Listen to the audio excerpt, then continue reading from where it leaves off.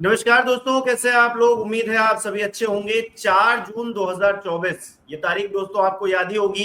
लोकसभा चुनाव के नतीजे आए थे। भारतीय जनता पार्टी का एक बहुत बड़ा सपना टूट गया था। 400 पार का नारा वो दे रहे थे, लेकिन 240 पर आकर सिमट गए। और पिछले एक साल में हम देख रहे हैं प्रधानमंत्री नरेंद्र मोदी जिस तरह से अपने आप को कमजोर दिखा रहे हैं या फिर वो हो गए हैं, क्या है परिस्थिति, जानने की कोशिश करेंगे। राजीव रंजन जी हमारे साथ मौजूद हैं। बहुत बहुत स्वागत है सर आपका।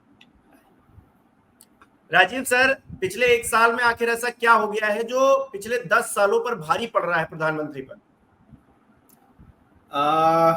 हिमांशु जी, सबसे बड़ी बात कि आपने आज का विषय बहुत अच्छा रखा है, उसके लिए मैं आपको बधाई देना चाहूँगा। बहुत बढ़िया विषय है। और जो आपने सवाल किया कि क्या ऐसा पिछले एक साल में हुआ है जो भारी पड़ रहा है, इस शासन या कुशासन जो भी बोल रहे आप। देखिए, 10 साल में पाप का घड़ा भर गया है। जिस तरीके से इंस्टीट्यूशनल फेलियर्स हमने देखे या मिस यूज ऑफ इंस्टीट्यूशंस देखे, जो संवैधानिक संस्थाएं जो हैं उनका दुरुपयोग देखा, सीबीईडी है ना, डीआरआई, दुनिया भर की जो संस्थाएं हैं, उन्होंने जिस तरीके से इस समाज के इंटेलेक्चुअल वर्क, इनके प्रतिद्वंदी, इनके ऐसे लोग जिनसे ये एक प्लेटफॉर्म पे, एक विचार पे इनके साथ विचार मेल नहीं खाते थे, उन सारे लोगों को जो सताने का प्रयास किया गया, वो धीरे धीरे जो है वो अब इनके ऊपर पड़ रहा है। जैसे कि एक कहावत है कि जो भी आप इस दुनिया में कर्म करते हो, वो उसका फल इसी दुनिया में भोग के जाते हो। तो जो 10 साल में इन्होंने कर्म किए थे, वो पिछले एक साल में हम देख रहे हैं कि ये लोग भोग रहे हैं। ये जो एक इन लोगों का ये कह लीजिए कि आत्मविश्वास, झूठा आत्मविश्वास कि 400 पार जाएंगे, पूरे मीडिया को अपने मुट्ठी में करके जो एक स्वप्न इन्होंने बुना था कि 400 पार चले जाएंगे, वो स्वप्न तो जो है वो धराशायी। हमने देखा कि इनकी आकांक्षाएं कैसे धराशायी और स्वप्न कैसे टूटा। 400 पार के बदले 272 के भी लाले पड़ गए, 240 पे आ गए। इसका मतलब है कि जनता के बीच में आपने अपने ट्रस्ट को खोया है। मैसिव ट्रस्ट लॉस हुआ है। ये इलेक्शन का रिजल्ट जो 1 जून को आया था और जो 4 जून को सरकार बनी इनकी, तो उसके अंदर यही समझ में आया कि जनता का विश्वास इन्होंने खोया है। ठीक है। और उसी का नतीजा है कि मोदी जी के मुंह की लालिमा जो है, वो लालिमा पूरी गायब नजर आ रही है हमको पिछले एक साल से। और उसका रीजन ये है कि आप इस बात को समझिए कि आप लोग बैठ के दिल्ली में गगनचुंबी अट्टालिकाओं में बैठ के नीति निर्माण करेंगे। गगनचुंबी अट्टालिकाओं के शयन कक्षों में बैठ के आप भारत के 66% जनता जो कैसे तैसे भी अपने जीवन का यापन कर रही है, वैसी जनता के लिए नीति निर्धारण आप करने जाएंगे। लोगों के घरों पे बुलडोजर चलाएंगे ताकि एक कॉरिडोर बन सके मंदिर तक जाने के लिए, है ना। तो वो कहीं ना कहीं तो पलट के जो है आपके ऊपर आएगा ही। देखिए, इस देश को चलाना है तो आपको इस देश को चलाने के लिए लोगों को कॉन्फिडेंस में लेने की जरूरत है, एक कंसेंसस बनाने की जरूरत है। आपने पिछले 11 साल में ना लोगों को कॉन्फिडेंस में लिया, और उसके पहले के 10 सालों में ना विपक्षी पार्टियों को कॉन्फिडेंस में लिया। पिछले एक साल में पिछले एक महीने ऑपरेशन सिंदूर के बाद से इनको याद आ रहा है कि इंडिया को as a team work, political parties को एज ए इंडिया टीम की तरह खेलना चाहिए। भाई, ये जो आपका कहना था, ये पिछले 10 साल में कहां है? तो ये पूरा का पूरा कुल मिला के जो है ये उनके ऊपर में वापस आ रहा है। जो इनके कर्म थे, कुकर्म थे, वो सारे इनको पलट के आ रहे हैं। और उसी का नतीजा है जो आपने प्रश्न पूछा कि ऐसा क्या है कि मुंह से जो है वो लालिमा गायब है। जी हिमांशु। अच्छा, सिर्फ सीटें कम होना क्या ये वजह है या फिर कुछ और भी है इंटरनल जिसकी वजह से नरेंद्र मोदी की लालिमा जो आप बता रहे हैं वो खो गई है? क्योंकि इंटरनेशनल मंचों पर अगर कोई कुछ बोल रहा है, ट्रंप बोल रहे हैं, तो उसका जवाब नहीं दे पा रहे हैं। सीज फायर किए ले रहे हैं, समझौते किए ले रहे हैं। हम देख रहे हैं राहुल गांधी कोई मुद्दा उठाते हैं तो उसका जवाब भी नहीं दे पाते। मतलब जो देश में या विदेश में जो भी मुद्दे हैं उसका सामना नहीं कर पा रहे हैं प्रधानमंत्री। तो इसके लिए मतलब सिर्फ सीटें कम हो गई हैं ये वजह है? क्योंकि प्रधानमंत्री तो पिछली बार भी थे, इस बार भी है, बदल क्या गया है? बहुत बढ़िया सवाल है। इसके दो पार्ट्स हैं आपने जो पूछा। एक, आपने इंटरनेशनल फ्रंट की बात की कि अंतरराष्ट्रीय स्तर पे क्या हुआ। दूसरा, आपने डोमेस्टिक फ्रंट की बात की कि घरेलू स्तर पे क्या हुआ। तो let us come on the first part, पहले पार्ट को जो इंटरनेशनल फ्रंट का है उसको डील करते हैं। देखिए, जो विदेश नीति बनी है भारत की, उसमें 2022 के बाद से जो है भारत सरकार ने, बोलना चाहिए भारत तो नहीं, इन्होंने कुछ ज्यादा ही क्लेवरली प्ले करने की कोशिश की। जब रशिया ने यूक्रेन में अटैक किया तो ये मानना था सारे एडवांस्ड नेशंस का, जो G7 के नेशंस हैं, उनका ये मानना था कि भारत एक डेमोक्रेसी है, सबसे बड़ा प्रजातंत्र है, उस प्रजातंत्र को प्रजातांत्रिक शक्तियों के साथ में जाना चाहिए। रशिया, पुतिन जो है वो ऑटोक्रेटिक नेता है। कम से कम यूनाइटेड नेशन में भारत ने इस चीज का जो है वो तिरस्कार करना चाहिए, या इस चीज की जो है वो कड़े शब्दों में निंदा करनी चाहिए थी कि रशिया ने गलत किया। भारत ने क्या किया, भारत सरकार ने, इन्होंने रशिया के साथ में स्पेशल डील किया ताकि भारत को कम रेट्स में पेट्रोल मिले। ये एक अच्छा काम था। इससे लगा कि भारत को, हम लोगों को फायदा होगा। परंतु इन्होंने पेट्रोल तो सस्ता लिया, पर वो प्राइस जो कम हुआ है वो आपको, मेरे को, रिटेल कंज्यूमर को पास ऑन नहीं हुआ। ठीक है, तो इससे दो चीजें हुई। एक, आपने यहाँ पे डोमेस्टिक फ्रंट पे आपके मेरे जैसे मिडिल क्लास के लोग या लोअर क्लास के लोग जो 2 व्हीलर 4 व्हीलर चलाते, इनको दुखी किया कि आप पेट्रोल सस्ते ले रहे हैं पर आप वो पास ऑन नहीं कर रहे कंज्यूमर को। दूसरी तरफ आपने जितनी प्रजातांत्रिक शक्तियां थी उनको जो है ये बताया कि भाई आप जो है, हम आपके साथ नहीं जाएंगे, हमारा इसके अंदर में नेचुरल इंटरेस्ट है। तो वो जो यूरोपियन यूनियन के कंट्रीज थे वो कट गए भारत से। ठीक है, अब उसके बाद क्या हुआ, ये गए अमेरिका, नरेंद्र मोदी जी। आपने प्लान बनाया कि मैं डोनाल्ड ट्रंप से मिलूंगा बाइडेन से मिलने के बाद में, जब बाइडेन राष्ट्रपति थे, और आप बाइडेन से मिले नहीं। तो रिपब्लिकन पार्टी को एक ये इशारा गया कि नरेंद्र मोदी जो है, जहां दम वहां हम के नीति में विश्वास रखते हैं। ये ट्रंप को अपना दोस्त बोलते हैं परंतु बिना मिले उनसे आ गए। तो उन लोगों के भी दिमाग में बैठ गया कि ये जो है भारत के प्रधानमंत्री, ये हमारे नेचुरल अलाई नहीं है, हमारे नेचुरल दोस्त नहीं है जो ये दूसरों के सामने दिखाते हैं। तो अमेरिका भी कट गया। चाइना हमेशा से हमारा एनिमी रहा है। चाइना चाहता नहीं है कि भारत बढ़े, क्योंकि भारत ही एकमेव राष्ट्र है जिसके अंदर शक्ति है जो चाइना को टक्कर दे सकता है आगे आने वाले दिनों में। तो चाइना को तो आप छोड़ दीजिए। अब चौथी सुपर पावर जो है वो है रशिया। रशिया के साथ हम जो है ढुलमुल कर रहे, कभी उसके पास उसके साथ जा रहे हैं, कभी हम कहीं और चले जा रहे हैं, अमेरिका के साथ चले जा रहे हैं। तो रशिया को भी लगा कि हमारे नेचुरल अलाई नहीं है। तो ये जो इंटरनेशनल फ्रंट पे भारत ने फॉरेन पॉलिसीज बनाई, इसका पहली बात तो भारत के लोगों को कोई फायदा नहीं हुआ, जो कि पेट्रोल, क्रूड ऑयल के एग्जांपल से मैंने समझाया। और भी दूसरे एग्जांपल है। अमेरिका ने वीजा कट कर दिया इंडिया का, इंडिया के वीजा जो है कम बच्चे जा रहे हैं। सेम यूरोपियन यूनियन में हो रहा है। तो इंडिया को कोई फायदा, इंडिया के लोगों को कोई फायदा नहीं हुआ, पहली चीज। दूसरी चीज इससे जो हुआ, कल आप देखिए वॉल स्ट्रीट जर्नल ने ये न्यूज दिया है कि अदानी ईरान से ऑयल लेके आ रहा है, ईरान के ऊपर में सैंक्शन लगा है, और ये नरेंद्र मोदी सरकार की देखरेख में ये काम हो रहा है। तो नरेंद्र मोदी सरकार इस चीज की जवाबदेही जो है नरेंद्र मोदी सरकार से ली जाएगी। तो आप आगे आने वाले दिनों में देखना कि इसके कितने दुष्परिणाम या क्या रेमिफिकेशंस होते हैं, ये आपको नजर आएंगे। तो धीरे धीरे भारत क्या हो रहा है, ना तो ये चाइना और रशिया के करीब आ पा रहा है, और ना ही ये मन से यूरोपियन यूनियन और अमेरिका के साथ जा रहा है। तो विदेशी नीति पे, कूटनीति पे हम कंप्लीटली फेल हो रहे हैं। अब आते हैं डोमेस्टिक फ्रंट पे। डोमेस्टिक फ्रंट में आप देखिए कि हम पिछले कुछ सालों में यदि हम देखें तो देश में वैमनस्यता बढ़ी है। हम देख रहे हैं इंस्टीट्यूशंस की, संवैधानिक संस्थाएं जो हैं, इनके पावर कोलैप्स हो रहे हैं। कुछ लोग जो है मिलकर डिसाइड कर रहे हैं कि इस देश को कैसे चलाना है। आर्थिक असमानताएं भयानक बढ़ गई हैं। तो ये सारी जो चीजें हैं, इसके कारण से लोग डिल्यूजन्ड हुए हैं, मोह भंग हुआ है। लोगों का काफी बड़े स्तर पे मोह भंग हुआ है, और वो जो मोह भंग है वो आपको सोशल मीडिया और सड़कों पे धीरे धीरे नजर आ रहा है, और इसका जो है व्यापक असर आने वाले दिनों में आपको नजर आएगा। जी हिमांशु।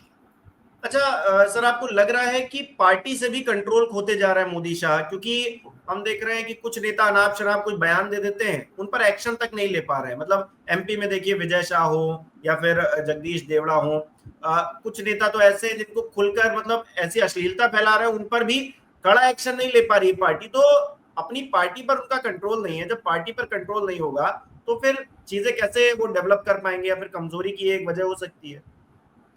बहुत ही बढ़िया सवाल है। ये पार्टी के अंदर जो कल्चर जो डेवलप हुआ है अनअकाउंटेबिलिटी का, जवाबदेही नहीं रखना ऊपर के और जो आपके लीडर्स हैं उनके प्रति और इस देश की जनता के प्रति, ये पूरा का पूरा पार्टी को अंदर से खोखला कर रही है। हिमांशु जी, नेशनल कैपिटल ऑफ क्राइम जो है लखनऊ, ठीक है, क्राइम इसलिए बोल रहा हूं क्योंकि किसी के भी घर कभी भी गिरा दिए जा रहे हैं। ये नेशनल कैपिटल ऑफ अनअकाउंटेबिलिटी का जो केंद्र है देश में लखनऊ, इस पे हम कभी और एपिसोड बनाएंगे। आप देखिए कि लखनऊ और दिल्ली के बीच दूरियां बढ़ गई हैं, और दिल्ली में बैठ के जो शासन चलाने वाले लोग हैं ये लखनऊ को कंट्रोल नहीं कर पा रहे, क्योंकि लखनऊ को पूरा समर्थन राष्ट्रीय स्वयंसेवक संघ को मिला हुआ है। तो ऐसे ही हो रहा है कि किसी ना किसी को किसी ना किसी का समर्थन मिला हुआ है, इसलिए पार्टी जो है वो एक्शन नहीं ले पा रही है। जब तक आप डिसिप्लिन जो है वो नहीं उसको सुचारू रूप से जो है पूरे पार्टी के अंदर में फैलाओगे, तो आपको इस तरीके की हरकतें होती हुई नजर आएंगी। आपको नजर आएगा कि कहीं पे कोई लीडर का बेटा जो है वो दलित पे पेशाब कर रहा है, कहीं आपको नजर आएगा कि आपका स्पोक पर्सन जो है वो टीवी पे बैठ के मां बहन की गालियां दे रहा है, कहीं आपको नजर आएगा कि आपकी पार्टी का सांसद जो है पार्लियामेंट के अंदर में अल्पसंख्यक नेता के खिलाफ उटपटांग गंदी लैंग्वेज, गंदी भाषा का इस्तेमाल कर रहा है। ये सारी चीजें दिखा रही हैं कि कैसे पार्टी का चारित्रिक ह्रास हो रहा है, कैसे इनके नैतिक मूल्यों का अवमूल्यन हो रहा है। ये समझ में आ रहा है कि सेंटर से या तो जो ऊपर में शीर्ष पे 3-4 लोग लीडर्स बैठे जो पूरी पार्टी की कमान संभाले हुए हैं, जेपी नड्डा जी हुए, अमित शाह जी हुए, नरेंद्र मोदी जी हुए, राजनाथ सिंह जी हुए, या तो इनके स्फीयर ऑफ इन्फ्लुएंस से बाहर निकल गए पार्टी के अधिकतर लीडर्स और इनको गिन नहीं रहे, मान नहीं रहे, ठीक है, या फिर ये हो सकता है कि ये जो स्फीयर ऑफ इन्फ्लुएंस के लोग हैं यही बढ़ावा दे रहे हैं, यही मोटिवेट कर रहे हैं कि जाओ जो करना करो, कोई तुम्हारे ऊपर में कार्रवाई नहीं होगी। ये पहली बार देख रहा हूं मैं इस देश में कि एग्जामिनेशन के पेपर्स इतने बड़े लेवल पे लीक हुए और जो एजुकेशन मिनिस्टर थे धर्मेंद्र प्रधान, उनके खिलाफ कोई कार्रवाई नहीं। ये पहली बार मैं देख रहा हूं कि इंडिया का स्वतंत्रता के बाद से सबसे बड़ी रेल मतलब one of the biggest train accident, train tragic है ना जो हुआ, उसमें जो रेल मंत्री थे अश्विनी वैष्णव, उनके खिलाफ कोई कार्रवाई ना करते हुए उनको तो मतलब एलिवेट किया जा रहा है, उनका प्रमोशन पे प्रमोशन हो रहा है। तो भाई जिन मंत्रियों के अंडर में हम देख रहे हैं कि ठीक से काम नहीं हो रहा है, अमित शाह जी जिनके अंडर में मणिपुर पिछले 1-1.5 साल से चल रहा है, जिनके अंडर में हमने देखा 200 किलोमीटर जो है वो आतंकवादी घुस के जो है हमारे 26 लोगों की शहादत लेके चले गए, ऐसे लोगों के खिलाफ आप कोई एक्शन नहीं ले रहे हो, तो ये बड़े लेवल पे क्या सिग्नल दे रहा है? ये बड़े लेवल पे ये सिग्नल दे रहा है कि आप चमचागिरी करते रहो, जो टॉप पे 1-2 लोग बैठे हैं और आपको कोई हाथ भी नहीं लगा सकता। ये जो कल्चर ब्रीड हुआ है, ये पार्टी विद डिफरेंस का पंचलाइन देने वाली पार्टी जो चाल चेहरा और चरित्र की बात करती थी, वो पार्टी के ऊपर वो शो करता है कि ये कैसे किस तरीके से अधोगति की तरफ ये बढ़ रही है। जी हिमांशु, आपको लग रहा है बिहार इलेक्शन जो आने वाला है वो एक तरह से लिटमस टेस्ट होगा भारतीय जनता पार्टी के लिए, उनकी लीडरशिप के लिए, क्योंकि बहुत सारे स्टेंसेस हो चुके हैं पिछले 1 साल में, और पिछले 1 साल में जो कुछ भी हुआ है उसका पूरा फोकस हमको बिहार इलेक्शन में देखने को मिलेगा। अगर भारतीय जनता पार्टी वहां पर लूज कर जाती है तो फिर कहीं ना कहीं ये देखने को मिल सकता है कि कांग्रेस पार्टी उभर कर सामने आए और रिप्लेस कर दे जो 2014 में हुआ, वो शायद अब 2029 में होता हुआ दिखाई दे, आगे बढ़ जाए। नहीं देखिए, मेरा नहीं मानना है कि इंडिया के किसी भी स्टेट का इलेक्शन जो है वो इनके लिए लिटमस टेस्ट है। कारण यह है कि भारत के अंदर में तो इनका जो अपोजिशन होना चाहिए था वैसा अपोजिशन होते हुए मुझे दिख नहीं रहा है। संसद से लेके सड़क तक या सड़क से लेके संसद तक जिस तरीके से अपोजिशन पार्टीज और इंटेलेक्चुअल क्लास में संघर्ष करना चाहिए था, वो संघर्ष होता हुआ मुझे दिख नहीं रहा। आप उंगलियों पे गिन सकते हैं हिमांशु जी, जो इस सरकार की कड़ी निंदा करने वाले जो लोग हैं मीडिया के, आप उनको उंगलियों में गिन सकते हैं। ऐसे लोग 15-20 से ज्यादा नहीं है इस भारतवर्ष में। परंतु होना क्या चाहिए, पूरी मीडिया ने मिलकर जो है इस तरीके के गलत तरीके से सत्ता चलाने वाले जो पार्टी है उसकी तो चूल्हे हिला देनी चाहिए। इन्होंने तो मिलके जो है व्यापक रूप से जो है आर्टिकल्स और कॉलम्स की जो है बौछार कर देनी चाहिए थी, पर वो होती हुई नजर नहीं आ रही। तो इससे समझ में आ रहा है कि इंडिया के अंदर में चाहे इलेक्शंस हो, चाहे इंस्टीट्यूशंस हो, चाहे मीडिया हो, इन सब पे इनका कब्जा हो गया है। ठीक है, जिसी पार्टी के पास में पैसा होगा भारत में, वही पार्टी अच्छे से इलेक्शन लड़ सकती है। आज की हकीकत यह है कि पूरे देश के पॉलिटिकल पार्टीज में देखें तो भारतीय जनता पार्टी एक तरफ और बाकी सारी राजनीतिक पार्टी एक तरफ। तो कोई भी एक पार्टी की हैसियत या पोजीशन में जो भारतीय जनता पार्टी को जो है रिसोर्सेज से, ठीक है, हरा सके। तो आप कैसे हराओगे, जब जनता जागरूक हो। जनता को आप कैसे जागरूक करोगे, मीडिया के माध्यम से करोगे। मीडिया के माध्यम से आप तभी कर पाओगे जब मीडिया जो है वो स्वतंत्र हो। जब मीडिया ही गुलाम हो जाएगी तो आप जनता को कैसे जागरूक करोगे। तो इसलिए मुझे पॉलिटिकल इलेक्शन जो हैं वो किसी भी स्टेट के वो लिटमस टेस्ट नहीं लग रहे हैं। हाँ, इस सरकार को यदि खतरा है तो वो भारत के अंदर से नहीं, भारत के बाहर से। जिस तरीके से इंटरनेशनल फ्रंट पे भारत की फजीहत हो रही है, जिस तरीके से हम देख रहे हैं कि भाई ये ऑपरेशन सिंदूर के टाइम में पाकिस्तान के पीछे कैसे एक के बाद एक राष्ट्र लामबंद हो गए थे।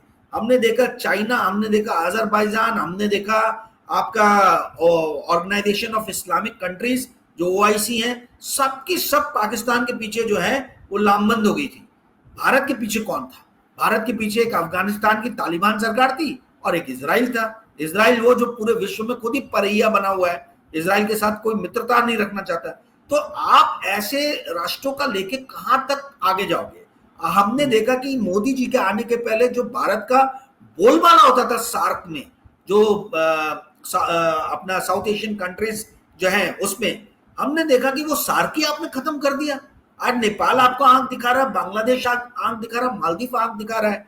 हम ये देख रहे हैं कि जो हमारा नेचुरल अलाय रशिया था वो भी हमसे खफा खफा रह रहा है। हम ये देख रहे हैं कि पिछले 10 साल में अपने सबसे ज्यादा मेहनत अमेरिका को अपने पास लाने की, वो अमेरिका भी खुल के हमारे साथ नहीं आ रहा है। यूरोपियन यूनियन को तो हमने कंप्लीटली काट दिया है। ये वॉल स्ट्रीट जर्नल की जो स्टोरी अदानी के खिलाफ छपी है उससे हमें नजर आ रहा है। तो ये जो पूरा का पूरा हो रहा है इंटरनेशनल फ्रंट पे, वो भारत के लिए बहुत बड़ा एक खतरे की घंटी है। और मैं ये देख रहा हूं इस सरकार के लिए खतरे की घंटी है। कोई एनालिस्ट, कोई पॉलिटिकल थिंकर इन या इंटरनेशनल मैटर्स के ऊपर में जो एक्सपर्ट्स बातें करते हैं, उनका इस तरफ नजर नहीं जा रहा है कि भारत की पॉलिटिक्स को इंटरनेशनल अफेयर्स कैसे आने वाले दिनों में अफेक्ट करने वाला है, इंपैक्ट प्रोड्यूस करने वाला है। क्योंकि 80% चीजें हम इंपोर्ट करते हैं हिमांशु जी, हम दूसरे कंट्रीज के ऊपर में डिपेंडेंट है। तो यदि बाहर के कंट्रीज के साथ हमारे रिलेशनशिप खराब हो जाएंगे तो ये आने वाले दिनों में भारतीयों के लिए बहुत गंदा संदेश जाएगा जी। लेकिन राजीव जी, मोदी जी के लिए हो, अमित शाह जी के लिए हो, पूरी भारतीय जनता पार्टी के लिए हो, कही जाती है 24/7 ये इलेक्शन मोड में रहते हैं। इनके लिए इलेक्शन जीतना सब कुछ है। मतलब ये इलेक्शन जीत गए तो सीना ठोक कर बोलेंगे, अपोजिशन को अपनी तरीके से पप्पू बनाएंगे, और अगर हार जाते हैं तो खामोश हो जाएंगे। तो इनके लिए तो इलेक्शन ही है। अब देश क्या करे? तो इलेक्शन में ही जवाब दिया जा सकता है, इनको जनता दे सकती है जवाब। एकदम आपका जो ऑब्जर्वेशन है, it's a very astute observation, बहुत बढ़िया ऑब्जर्वेशन आपने दिया है। देखिए क्या है, इलेक्शन के द्वारा ही सत्ता परिवर्तन होता है, परंतु सत्ता परिवर्तन करने के लिए जो रिसोर्सेस चाहिए, क्या वो विपक्षी पार्टियों के पास में है? जो सत्ता परिवर्तन करने के लिए जनता के अंदर में मनोबल चाहिए, इंटेलेक्चुअल क्लास में, मिडिल क्लास में जो मनोबल चाहिए, मानसिक स्तर पे जो है उनको परिपक्व होना चाहिए, क्या वो हम देख रहे हैं? क्या हमारे लोगों में वो मनोबल है? और सबसे बड़ी बात है कि मीडिया जो पॉलिटिकल पार्टी और जनता के बीच का सेतु होता है, प्लेटफॉर्म होता है, ये इसको ट्रांसपेरेंट, पारदर्शिता बरतनी चाहिए। इसको जनता के प्रति अकाउंटेबल यानी जवाबदेही रखनी चाहिए।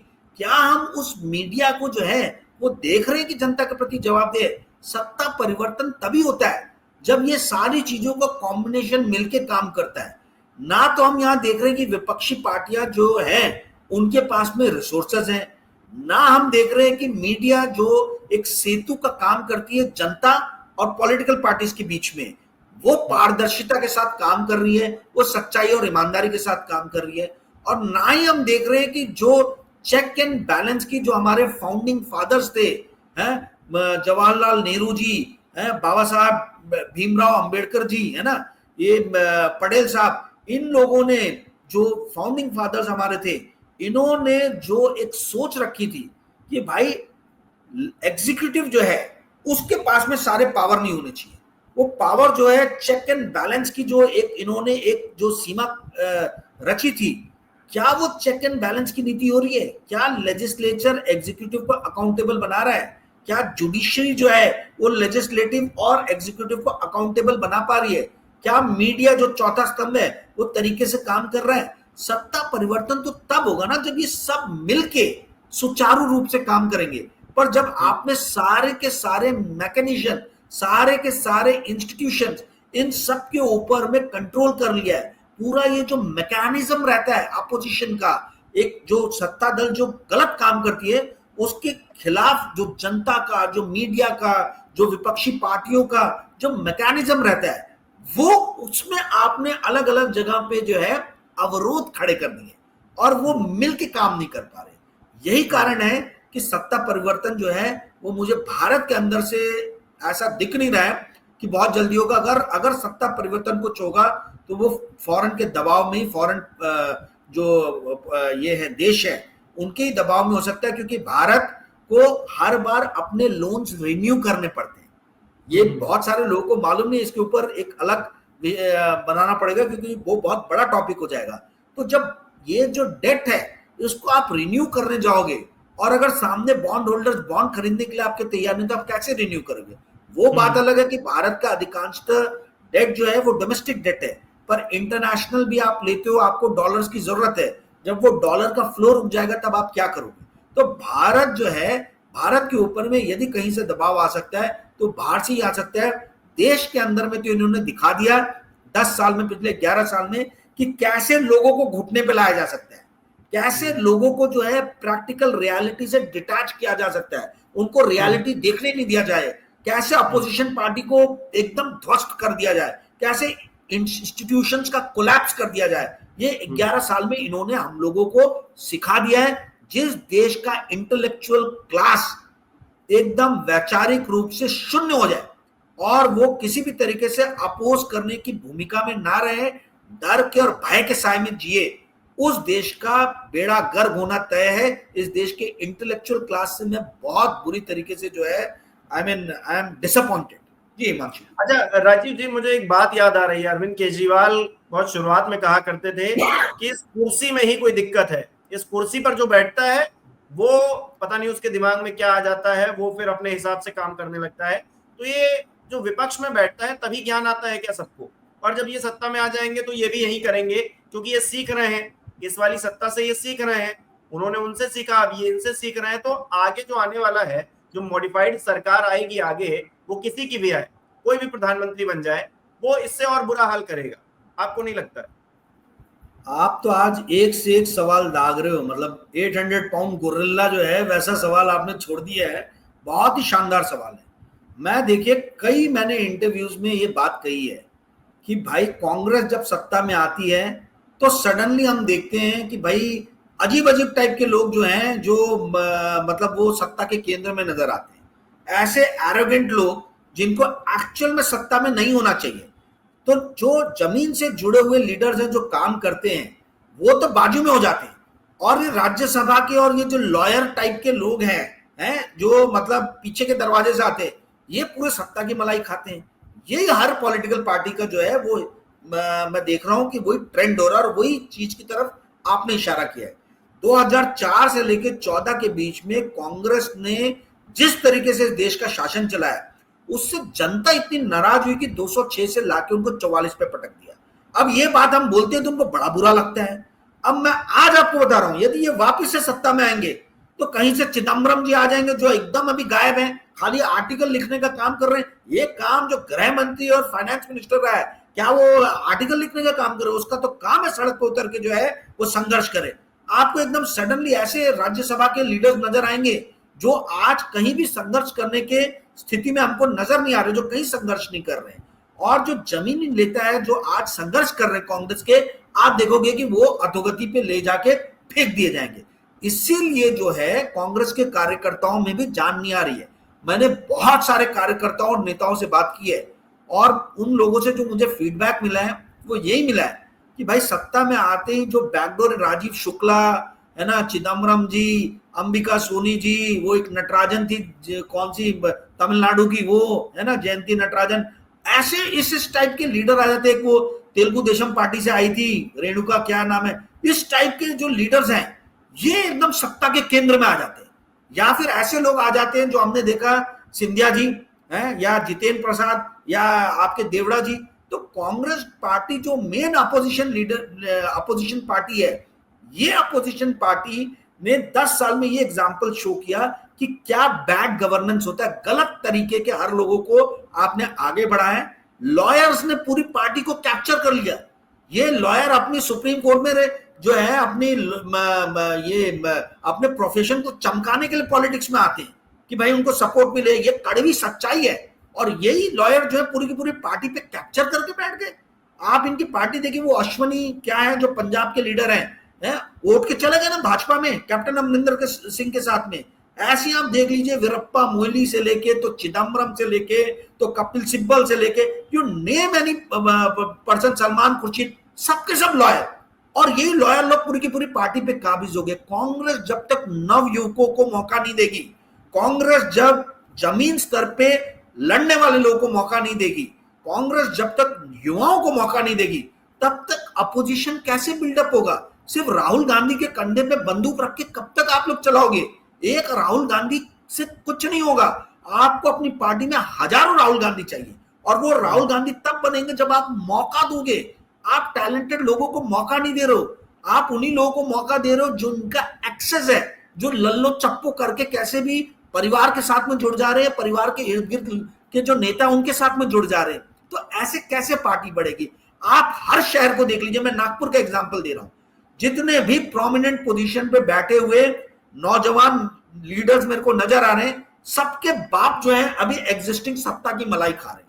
तो कांग्रेस जब तक ये 65 से 80 साल के लीडर्स को बाहर नहीं करती, जिन्होंने 2004 से 14 में मलाई खाई है, और जब तक ये 35 से लेकर 55 साल के उम्र के लीडर्स को मौका नहीं देती, जिन बेचारों को कुछ सत्ता की मलाई खाना तो छोड़ दीजिए, कुछ भी मौका नहीं मिला है, तब तक कांग्रेस का भला नहीं होने वाला। इनको जवानों को मौका देने की जरूरत है। देश में यदि एक कोई पार्टी है जो भाजपा को टक्कर दे सकती है, वो कांग्रेस। और देखिए, भाजपा इसलिए बार बार जीत रही है क्योंकि जहां पे कांग्रेस और भाजपा का टक्कर है, वहां पे कांग्रेस जो है वो काफी कमजोर साबित हो रही है। और कांग्रेस क्यों कमजोर साबित हो रही है? क्योंकि आपके जो जमीन स्तर के कार्यकर्ता है वो सब आपको छोड़ के जा रहे हैं, क्योंकि बड़े बड़े लीडर्स आप छोड़ के जा रहे हैं, वो देख रहे हैं। और कांग्रेस ने इन्हीं बड़े लीडर्स को बढ़ाया। तो कांग्रेस को स्ट्रैटेजी अपनी सोचने की जरूरत है। ये आपकी जो आपके अंदर जो कमियां निकाले, उससे नाराज होने की या दुखी होने की या उसे घृणा करने की जरूरत नहीं है। ये अवलोकन का समय है। यदि आप आत्मविश्लेषण और अवलोकन नहीं करेंगे तो यही स्थिति चलती रहेगी, और इसका भुगतान, इस खामियाजा पूरा देश भुगतेगा। ये नहीं, बिल्कुल बिल्कुल सही बात है। सीटें बढ़ गई है कांग्रेस पार्टी की, इसका मतलब ये नहीं है कि उनके अंदर कमियां नहीं है। एक भारतीय जनता पार्टी जिस तरह का शासन कर रही है, कुछ लोगों के अंदर गुस्सा है उसको लेकर, लेकिन मीडिया जिस तरह से मैनिपुलेट कर रहा है वो भी अपने आप में देखने वाली बात है। तो मीडिया हो गया और विपक्ष हो गया, ये दो मिलकर अगर सही राह पर निकलेंगे और अकाउंटेबल ठहराएंगे तो फिर प्रधानमंत्री नरेंद्र मोदी कमजोर होकर भी बोलेंगे, क्योंकि वो खामोश नहीं रहेंगे। कम से कम बोलेंगे तो समझ में आएगा कि उनकी राय क्या है, वो किस तरह से अपनी राजनीति को आगे बढ़ाना चाहते हैं। फिलहाल राजीव जी, बहुत बहुत धन्यवाद आपका जुड़ने के लिए। हमारे दर्शक भी कमेंट करके बताएं इस पूरे विषय पर उनकी क्या राय है।